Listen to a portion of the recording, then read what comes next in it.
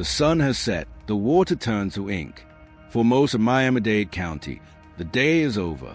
But for the Florida Fish and Wildlife Commission, a frantic search is just beginning. Late Friday evening, an emergency call came in. An unmanned personal watercraft, a jet ski, had been found idling in this quiet Kendall Canal. For a missing man, FWC says his body was found in a Kendall Canal just hours. Its owner, a 20-year-old local man, was nowhere to be seen. The initial discovery was baffling. Police say the woman Why was was able a to get back functioning up on the jet watercraft ski and abandoned? return to shore with Where the was help the of operator? another jet ski. Authorities searched through the night, desperately trying to solve a growing mystery that only the darkness seemed to know. As dawn finally broke, the search came to a tragic end. The body of the young man was recovered from the water. What started as a missing person case was now an investigation into a fatal accident. Friend described him as having a kind, genuine heart. A young man with a passion for the water.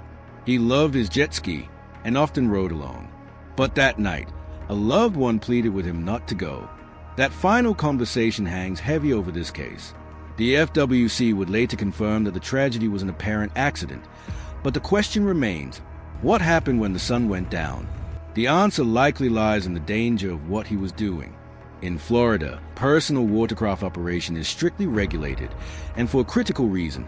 It is illegal to operate a jet ski from half an hour after sunset to half an hour before sunrise. The contrast between day and night on the water is absolute.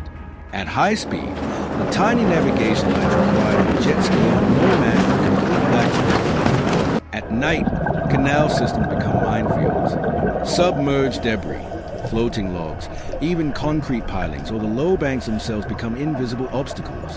A collision with any one of them can separate a rider from a craft instantly. It's also nearly impossible for law enforcement to spot a person in the water in the dark. Every minute of delay drastically lowers the chances of survival. This danger is why Florida state law mandates two key safety rules at all times. A U.S. Coast Guard approved life vest is mandatory, and the engine cover lanyard must be attached to the operator. In this Kendall tragedy, the unoccupied jet ski was found running.